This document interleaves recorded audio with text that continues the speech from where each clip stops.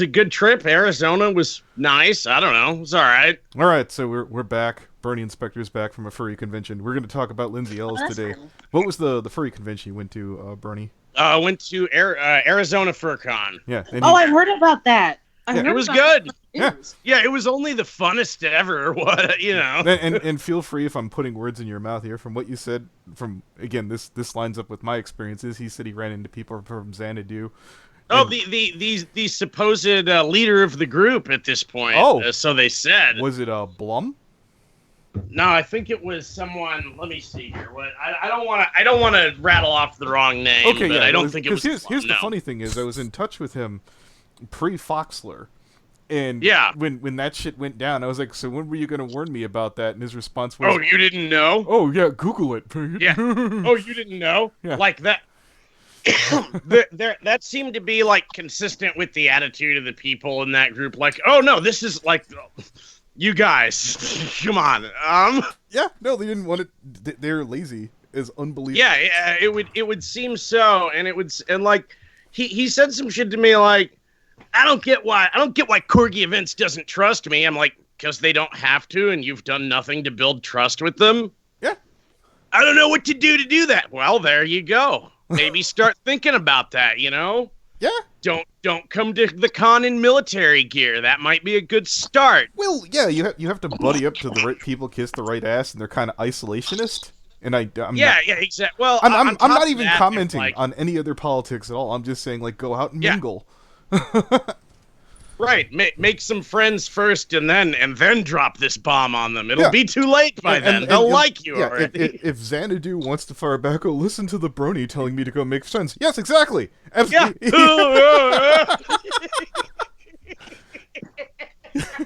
Okay, so here's the article in question. Prominent YouTube creator Lindsay Ellis is challenging the platform over the way it handles copyright claims. Dear Lindsay, no, they're what they're doing is what lines up. There is no fair use on music, as I understand it.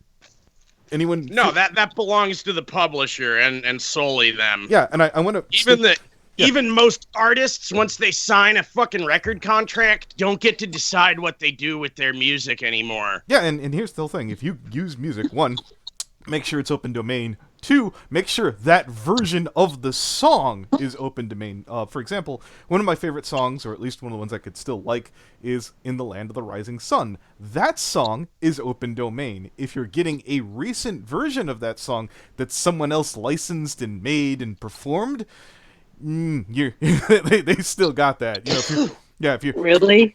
Oh yeah, no, like for example, you've heard In the Land of the Rising Sun from like say Suicide Squad. If you try to use that version, they can absolutely claim it, strike it, and do all that shit to you completely legal. I never had to find that out. Even the original one that wound up on I forget the name of the people that did it. That was on originally. The Animals? Yeah, the Animals. That version is still copyrighted, but basically the original person who didn't make it, that's not around anywhere. So well, the original hell, Bob Dylan did a version of that song and before the Animals did. Yeah. That version's probably no doubt, because that goes on for a long while. So let's see. Yeah. Lindsay Ellis, a film critic, a YouTube creator, is fighting a copyright claim placed on her channel by Universal Music Group that she put on one of her one of her sponsorships in jeopardy.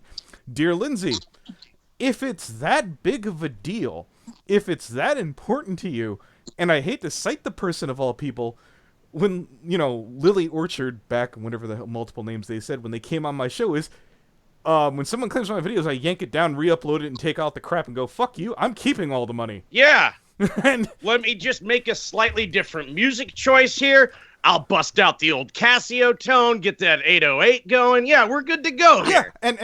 Here's the other thing. Due to YouTube's more recent updates, which oddly enough, yes, it hurts to say anything good about YouTube, but here goes. From what I've heard, that you can edit some of the, even the like 5 to 10 second videos, and I did listen to her video. Karaoke version of the song off YouTube, sing it yourself, and you're fine. No, open up Trimmer in the content creator thing and clip the part. And just if anybody asks you, they claimed it. I didn't want to leave the well-being of my channel and Universal. I wasn't gonna throw pot on the floor because of 10 seconds worth of music. You know how it goes. Yeah, like, and here's not a hill to die on. Just not a hill to die on.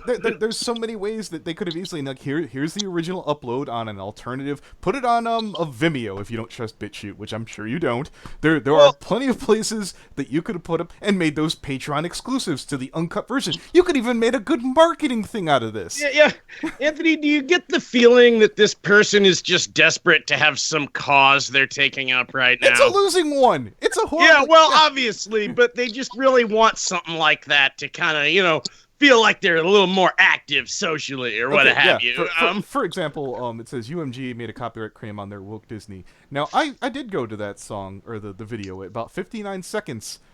I believe it was ShellyD who told me, and I'm sure you could probably find out there.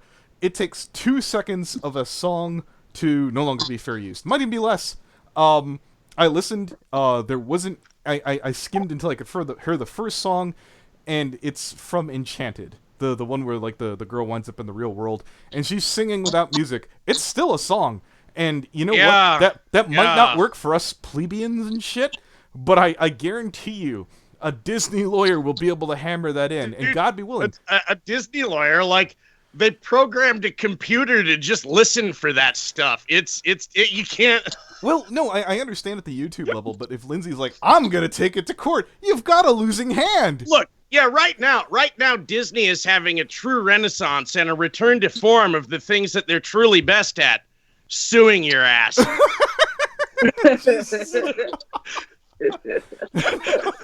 Wow. Okay. Oh my God. Ellis contended that her video was extremely clear-cut, an example of fair use. No. Could you provide an example where music wasn't here? I had a Riley Miller in our chat who said it would be best for everyone if Ellis could win and create a precedent. Yes. You know what, Ellis? I'll say this right now. If you can win this somehow, and I'm going to go way over the top here, if, as a result of you winning this case, that we could sample up to 30 seconds of any song... Walt Disney misspelled his name when he filed the application, goddammit. Yeah, if you could get us 30 seconds of any song we want to, fair use, and nobody could touch us, I will PayPal you $200. Yeah, right, you just... I'll take this live stream down and give you money. Oh yeah, absolutely. If that happens, you know what, and if it's less, if you could get any kind of push, I'll work something out. Look, we'll take 15 seconds of a song. Yes, oh yeah, 10. That's more than enough to set the mood. Yeah, absolutely. Mwah. Especially if I get to claim the whole video myself and they don't get shit. Mwah. But that's not gonna happen, Ellis. So, Ellis, okay, let's see. YouTube. Bottle of white. Fuck you, Billy Joe. To put ads on her video and earn revenue from it, which was against the terms of her contract with her broader sponsor, Audible. She said, "Your sponsor." I know that you're what do they call them, the fucking I know there's an abbreviation that people use for fucking, like, the person who mediates the company. Facebook. Oh. Yeah, I don't know. Yeah, but anyways, yeah. They can help you out here, but they can't break the laws for you. They might be able to pancake a nobody like me. Yeah. Oh yeah, they might be able to walk up to a blue checkmark who works at fucking YouTube and be like, make this man disappear. But that could potentially happen. Hey. Yeah. Walt's scan that badge and waltz right into Google. Yeah. I actually thought when I heard about when they said prominent YouTuber, I'll give them credit. I saw, like, Lindsay Ellis is like 800, 900,000. They're nearly 1 million. So I was like, yeah, no. No, that's fine. I'm not. Yeah, this isn't one I of was those. gonna no-sell that, but I'll admit I was wrong. But YouTube's policy of considering a claim valid when its software detects the presence of copyrighted material, like a song chip, hurts creators like her. She said, "It is theirs." That's what it's for. Like, YouTube doesn't want to go like. YouTube doesn't want to get sued by Disney just as much as you don't. Yeah. God. Here's another thing about this, Miss Ellis. Wow. It'd have been one thing if you would have hired someone to sing the song, hired or gotten someone to do it for free to play the song, and then they would have claimed it. They'd still be right. But I personally would have said, well, I see that you put in the time, the effort, and the love. I actually hired, what was it, Crescendo Galaxy and Event Horizon to do a version of what the hell was the song? You'll Be Back. Yes. The second one from what's it called? Oh dear, there goes Leo. The one with the fucking with the island and shit. No, the one The with Peter Pan song? No, You'll Be Back. You'll be back. Time will tell. I don't want to sing too much of it, obviously. The Hamilton from Hamilton, right? Yes. Yeah, Oh, right. Yeah, and you know what I've noticed? I've gotten away with I've gotten. I once thought of you. Anyways, yeah, no. As yeah, a no, white I don't knight on a steed. Stop it. Anyways, the point is the same song. Yeah, but Hamilton should have got. Speaking of which, Hamilton should have got sued for that shit. Oh, why's that? It's the same as Daydream Believer. They're like the same song. Oh my god! I just realized that now. It is. Okay. Yeah. But one thing at a time here. I've gotten away with putting that song up the first time I got it remade, but I'm told that they cracked down, and they cracked down a lot of fan animations. The truth of the matter is, yeah, the people who originally did that, and we can make an argument for the person who inspired that, but I don't see what Ellis did. Like, it's not like she remixed the song. She definitely included it with what would have considered commentary, but that's not how fair use works for music. But YouTube's policy of considering claim invalid and when its software detects the presence of... I already did this part. YouTube claims to care about and uphold fair use, but functionally they did not, she said.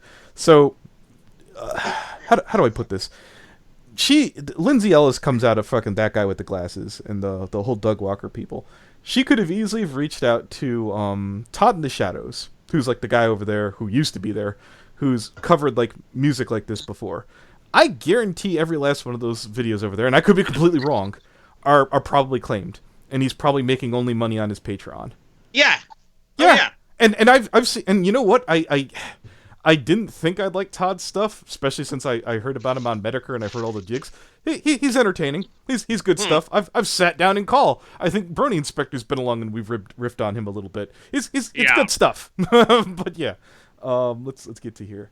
The film critic and YouTuber Lindsay Ellis, 835,000, is fighting a copyright claim placed on her YouTube channel by Universal. Just making sure, woke Disney, 1.5 million views. And again, the clip I found, which was early on, there might even be full-on instrumentals and orchestras from songs on there from woke Disney. I didn't listen that long. I just listened long enough where I could find something where if I were a Disney lawyer, I would point to this first and going, okay, that's enough, you're done. And as I understand it... Who's singing in the background? Oh, sorry, that was me. Yeah, but yeah, even Jesus, you killed me dead there. Even if shit, I completely lost it. Thank you. Wow. Oh, yeah, completely fucking holy hell. You did it. You broke Anthony. Yeah, let me back what did I do? You hummed part of a song. Yeah, I was like, okay, so I was on a roll here. Made a copyright claim. Even if they do that, there's this thing called ad revenue sharing, and the misinterpretation that you'll have when you get like ad sharing is basically, for example, I've had songs where they're like, okay, this is claimed, you get part of it. Common sense implies 50%. I've seen channels that point out they could take 99 and stick you with 1%. I'm assuming in Ellis's case they said we're taking all of it. Oh yeah, yeah. And to be fair to Lindsay Ellis, do I feel that she should have put in a ton of work into, let's say, woke Disney? Let's see how long it is. It's about 30 minutes. Let's say that hypothetically in that 30 minutes, she used about a minute of Disney's content. In a fair world, do I feel that they would be entitled to even 50%? Probably not, but we don't live in a fair world, and you know better. You've been doing this shit for fucking... Here, let's take a look. This isn't Lindsay Ellis's first rodeo. It can't be. No, they know to bring ice to the tailgate party. Yeah. This is not Yeah, Lindsay, you've... Come on. According to YouTube, you've been at this business since 2013. You've accumulated 60 million views. You've definitely had people who managed to walk and talk you through this. I'm just gonna... and I think that's it. Like this, she feels like this is her moment. And I'm gonna make a difference. I'm a difference maker now. Yeah, and from what I'm looking, if this became the precedent, man. Yeah, and that would be fine. But like again, looking at some of the people here on here, as I even suggested, Sean Todd in the Shadows seems to be like you're at least on talking terms with him. He probably could have explained what you're doing is wrong. I'm not going to make any other inferences because like certain political leanings, but that's not what this is about. Let's see, it gets complicated. This would have Ellis case. That's where it gets complicated. Instead of taking down the video after a copyright claim, YouTube system allowed the content creators like UMG to make a claim against the video. Yeah, and that's like if they would have took down the video, I absolutely would have said dick move, absolute penis move. But they let her keep it up. She arguably, potentially, I haven't watched all of it, probably could have edited it without yanking the video down and kept all the money. Instead, appealed it and then went public to complain about it. She could have ripped it down. And truth of the matter is, I'd suggest that right now. There's going to be a lot of goodwill and stuff for people. You could have, again, kept the original release up on a second or third platform just for your fans to enjoy, your patrons to enjoy selectively, or I suppose people who are smart enough to download Woke Disney right now, just in case something, like, say, Ellis mystically disappears because, I don't know, UMG gets pissed off. Make the claim that it wasn't running ads. There's a reason for this. The video contains a sponsorship with the audio platform Audible, and her contract said that couldn't be other in the video ads. They have so this is wow, that's another layer. I wonder what Brady's doing. He knows things about contracts. Yeah, no, I've actually had it was contract laws, torts, and wills is a class I had a long time ago. I wonder if she basically jumped on this before talking to a lawyer. Because contract law is very most people when they're like, oh shit, I signed a contract. They look at that above all anything else, whether there's a conflict or anything, They just go like, oh no, I signed legal documents. I don't want to booga, legal documents. Well, there's you know what I mean? Yeah, there's certainly wiggle room because I'm told that a lot of times when you sign into contracts online, it's a whole new gray area, and you could conceive Audible can't make you break the law. That's the answer. Yeah, and there's also a lot of times, like, for you guys who wind up, like, just clicking a check mark when you either buy a movie or, like, rent a game or whatever the fuck, Yeah. There's a lot of understanding that people do click those without reading them.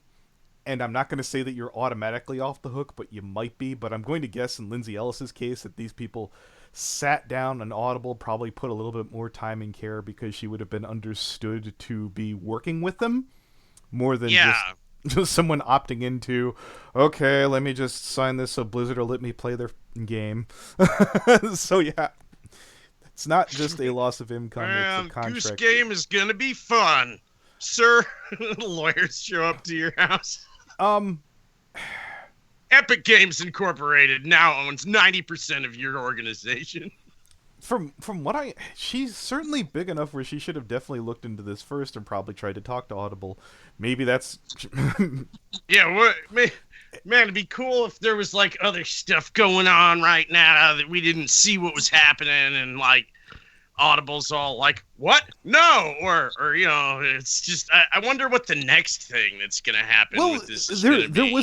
There's another thing that Lindsay could have done here. Jim Sterling did a thing, I forgot what it was called, but basically it's where you put up, you use footage from two things that both get claimed. And since they can't supposedly split it like 2 or 3 different ways, nobody gets it. And if Lindsay had been thinking ahead, she would have probably used maybe footage from a second or third source, so there would have been still no ads on it. I know that's how Sterling gets away with it. No, Okay. Yeah, no, if someone's paying the old loophole. Yeah, now this might piss someone off enough to strike your channel, and one day if Jim Sterling's channel goes down, I'm going to assume that's why. But oh my god. Yeah, I'm going to assume. Well, that is going to be the one and only reason. I like Uncle Jim's stuff, but anyways, creators will agree to turn off AdSense revenue on videos, but YouTube allows them to claim a video through a copyright claim like UMG. the option to turn back on the video ads, even though the creator was selected for them to be turned off. Now, Jim Sterling, when he knows he used to use, like, he'd be covering Nintendo, for example, which if you're using their shit, especially if it was recent shit, we're taking your crap. So he'd play like Chains of Love or some shit like that as like a joke or some shit. My non-legal advice, because I don't want to get myself in trouble, to Lindsay is to grab a song that's commonly claimed that takes money, so UMG would also claim. No one would get to put ads up there. You don't seem like you want ads on there, and you'd still be able to get your sponsorship deal. Granted, I don't have access to Lindsay Ellis's contract. Maybe there's a provincial or a proviso to prevent them from doing so.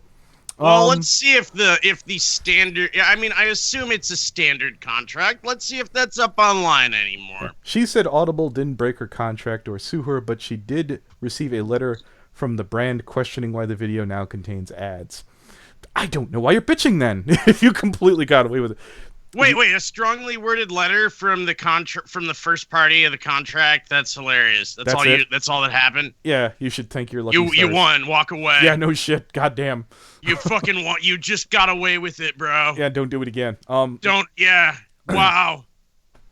Holy. They got in contact or were like, hey, don't be doing that, and you were like, sorry, won't happen again. Yeah. Oh my god.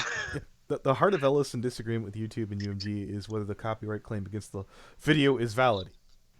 Yes, it is. In the video, Ellis plays a portion of the Song of Roastabout from Dumbo. No, there was one that was just where the girl is singing. They could have easily have claimed that. Again, 59 seconds. In a voiceover, she breaks down the lyrics of the song and notes certain historical stereotypes within the lyrics. Don't play the song next time. Or you could read off the lyrics in a very monotone, there's plenty of ways to do that. In the Billy Joel song, Scenes from an Italian Restaurant, he begins with the opening line, bottle of red, bottle of white, whatever mood you're in tonight. This setting the stage for our two main characters, Brenda and Eddie, a couple who have long since divorced but are meeting for one night of reminiscence. Like that, you can do this without playing the song. Yeah. Let's see. In such a great, clear-cut case of fair use, which YouTube claims to care about, they do. You totally did not, and I'm still open to basically Lindsay explaining how this is fair use, other than just screaming fair use. It doesn't work that way. For its part, that the UNG claim was valid, YouTube.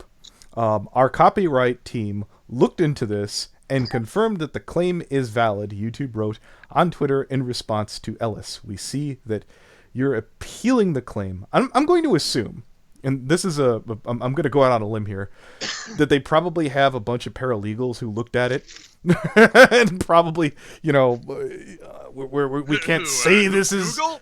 No. Google has one paralegal who's also a programmer who had this fucking bot he designed. Yeah. Look at it.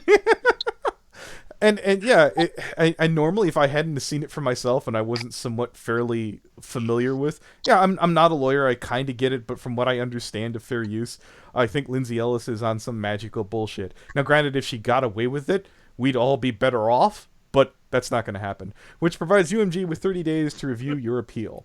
If you would like to resolve the issue directly with them, please DM us for more info. And they would have told you to shut up. When YouTube says talking to a bot. Yeah.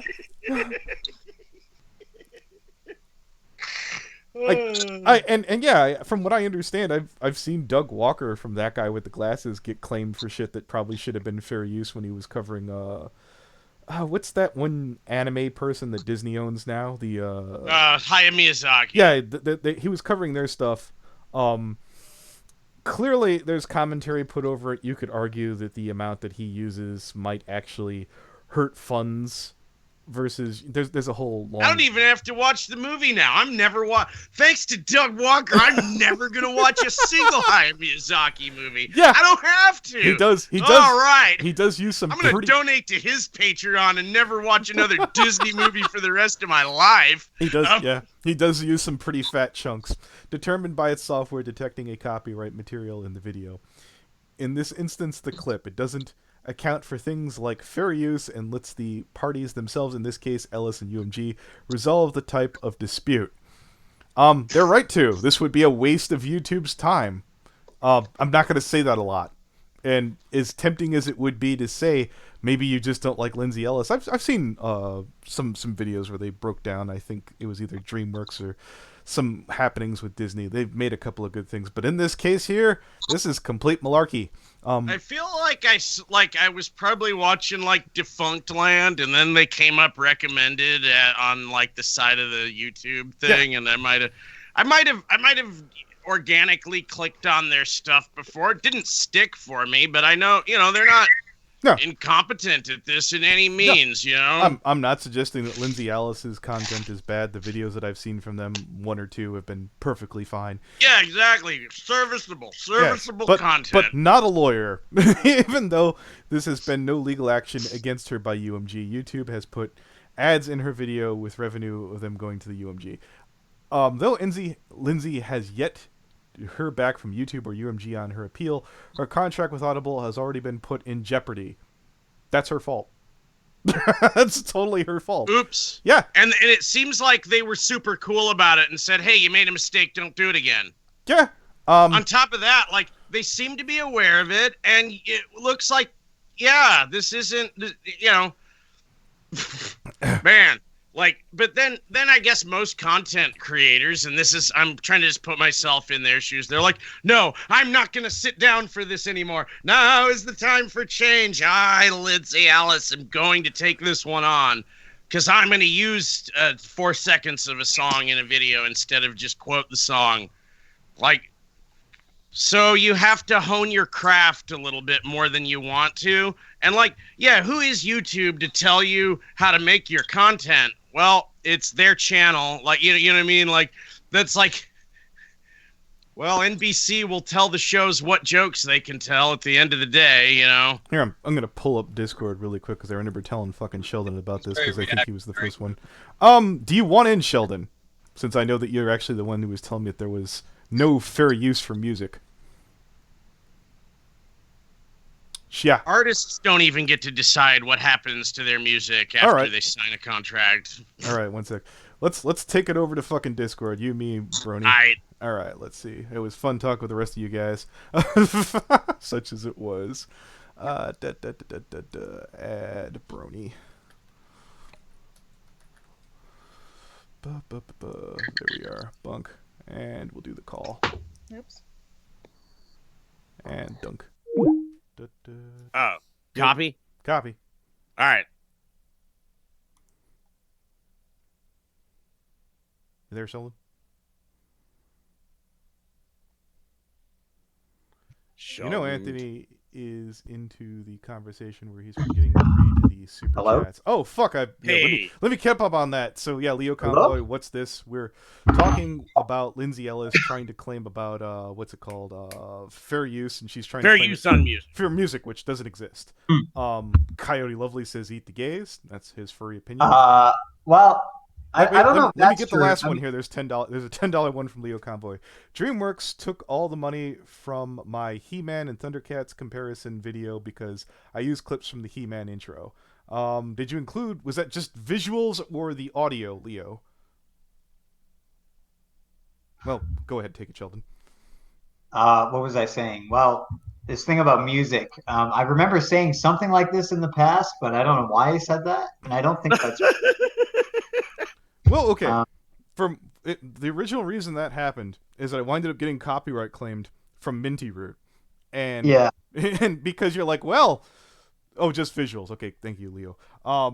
You're like, well, Minty, if he used any of your music, you're screwed, or he's screwed, because then there's no fair use whatsoever, even if he has 2 seconds.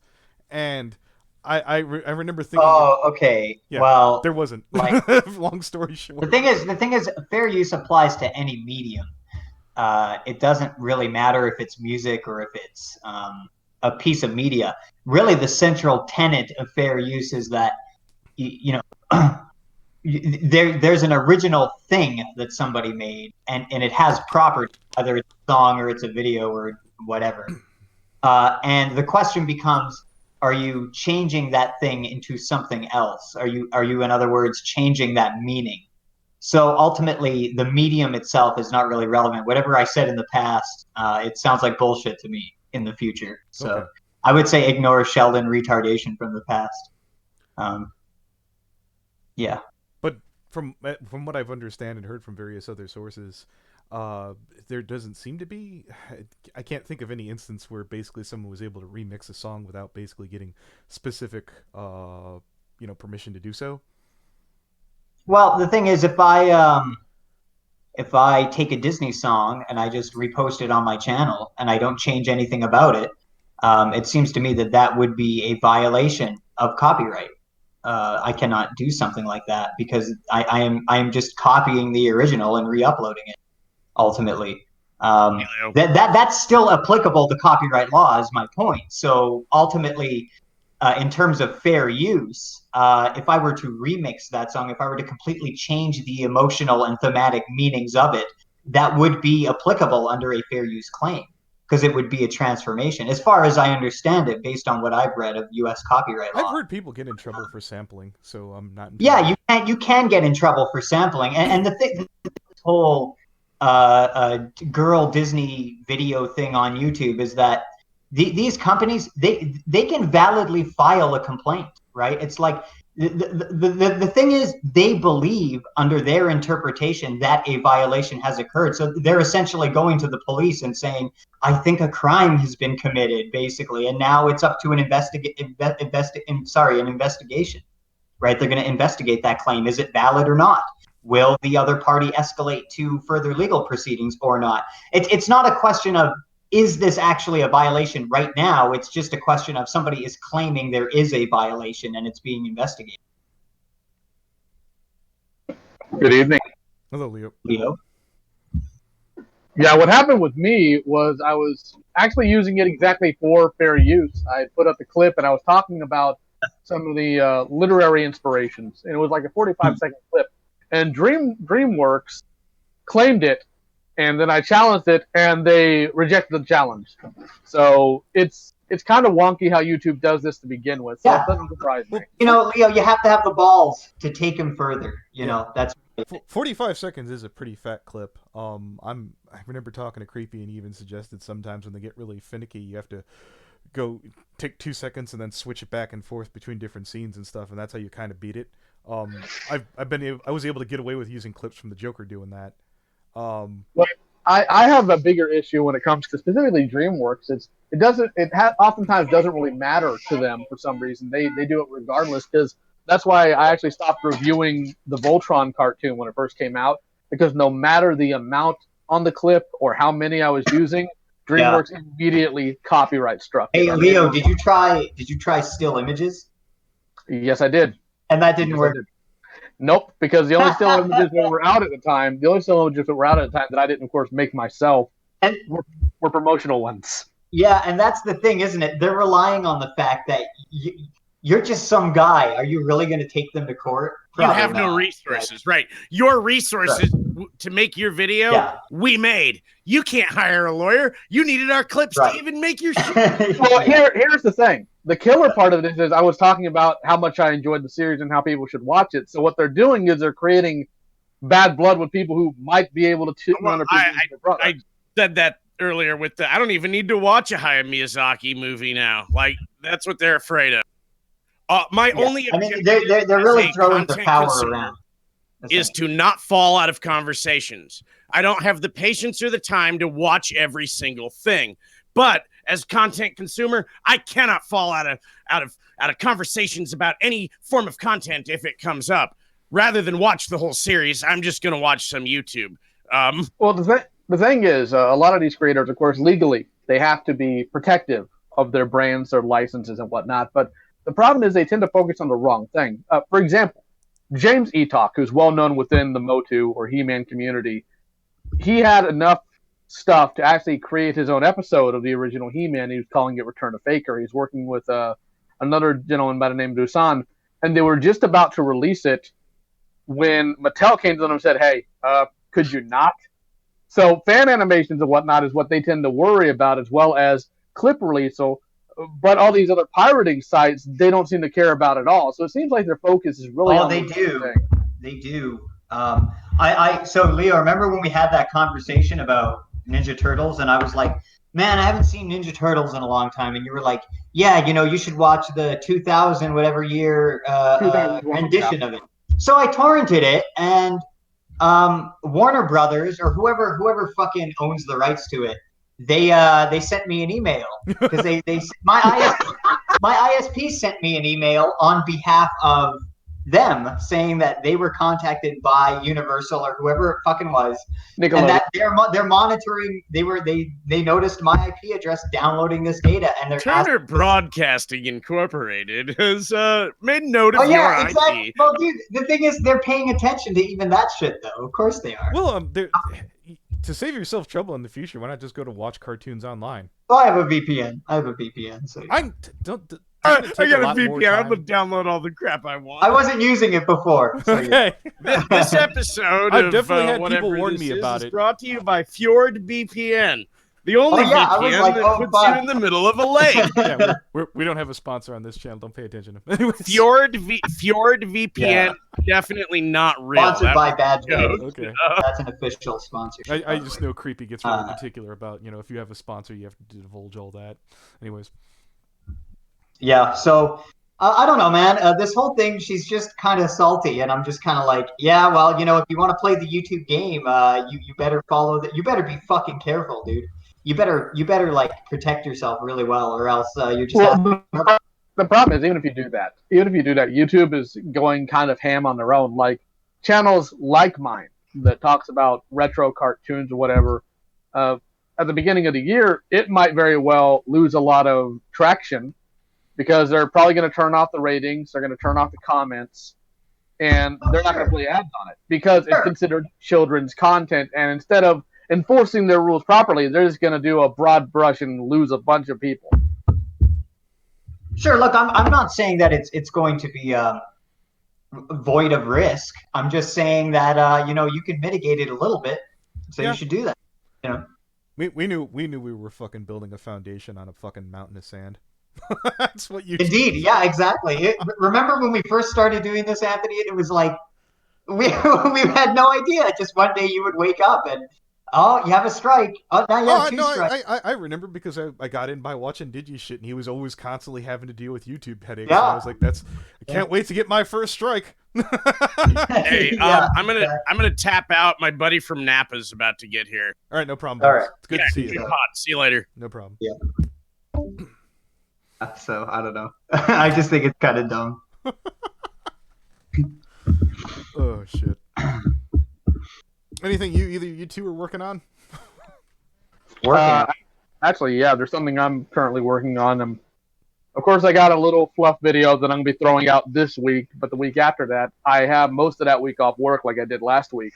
So I'm going to be working on a bit of retrospective history about, swords, oddly enough, and I'm going to be doing some kamashigiri, or cut testing, with the very first sword I ever bought about 15 years ago to see how well it held up after all that time. So that's kind of what I'm working on right now. Yeah, I think you were just plugging on that on Twitter, whether you were going to start featuring that. I voted yes. And I was like, yeah, it's worth a look. Thank you. Yeah. I appreciate it. Well, me and Word are we're watching Ruby right now. And why? Why? Well, that's a good question. He really wanted me to watch it, and I showed some interest. So we're watching that, and I think I'm turning into a YouTube reaction video channel because I'm going to be posting all that. Like how we watched Steven Universe back in the day, Anthony, and wanted to gouge our eyes out as a result of that shit. Yeah, so that's been fun. Nothing really exciting. Are you going to do one on Has Been Hotel? I'm curious about it. We were talking about it in Barrel, and Vito was like, this looks like shit because there's this Mexican chick and something else. I was like, yeah, it sounds pretty shit. Absolutely. Okay. No, I watched some clips of it, and maybe, I don't know. It looks kind of interesting. Well, the content creator seems very open to fair use. I've managed to cover them before. Yeah, I kind of like the art style, too. So, Well, I Yeah. think we actually got to everything we needed to talk about. I think we Let's take a did. Look back at the chat here. Oh, wait, there's a $5 thing here. Random pool guy. That's Brony Inspector's friend. We need to start a revolution and overthrow our corporate overlords. War is the only way to achieve peace. The super chats are do not reflect the thoughts and opinions of the channel. Please don't knock my shit down. Okay, cool. 41 minutes. I guess All we'll right. call it time of death, everybody. Thank you for All right, everybody for boys. calling. Later.